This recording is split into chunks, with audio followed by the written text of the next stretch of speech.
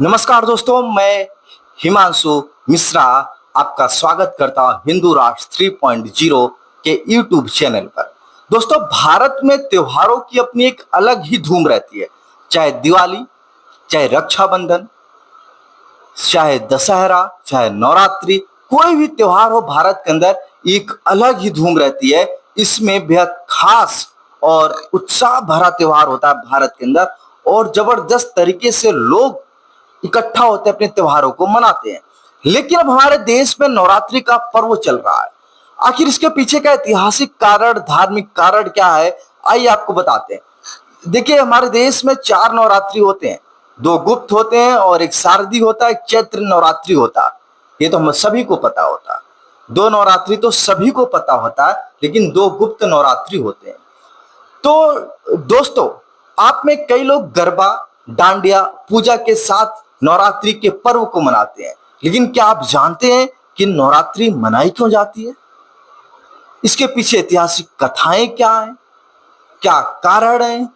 आप देखते होंगे कि शारदीय नवरात्र में जगह जगह दुर्गा पंडाल लगते हैं, और पंडाल में महाभगवती मां दुर्गा महिषासुर को अपने त्रिशूल से मारती हुई नजर आती है।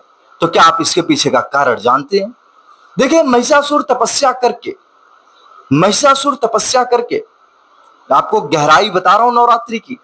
महिषासुर तपस्या करके भगवान ब्रह्मा से वरदान मांग लेता है कि उसको कोई नहीं मार सकता, न देवता न नर मार सकते हैं, कोई नहीं मार सकता।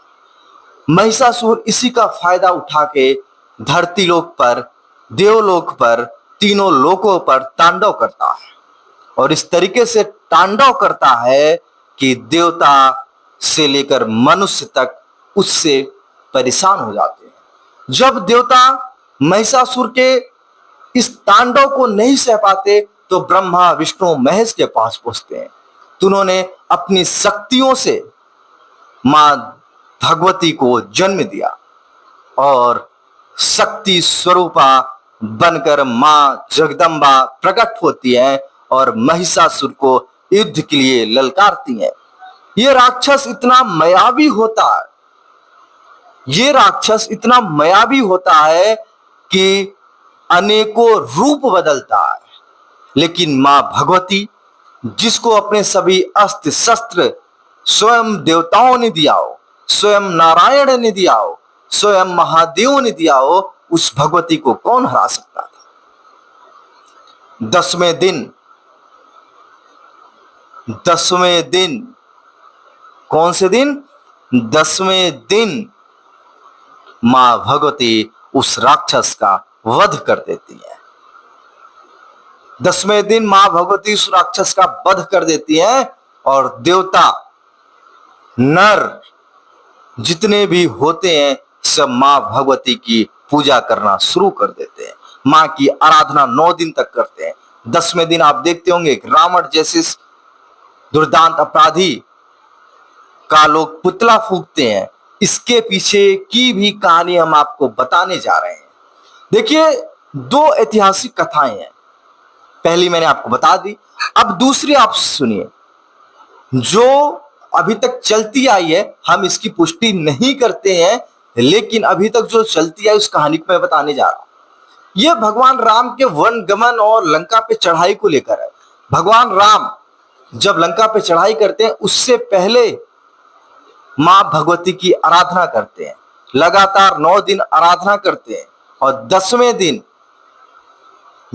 दिन रावण को मार देते हैं। 10वें दिन रावण को भगवान राम मार देते हैं। और जब भगवान राम शक्ति स्वरूपा मां दुर्गा की आराधना करते हैं, भक्ति करते हैं, तो मां प्रकट होकर उन्हें आशीर्वाद देती है, विजयी भव। और भगवान राम लंका फतह करते हैं और अयोध्या आते हैं। तो ये 2 कहानी है हमारे हिंदू धर्म में। हम दोनों की, एक की तो पुष्टि हम कर सकते हैं और एक की पुष्टि हम नहीं कर सकते, क्योंकि सुनी हुई कहानी है।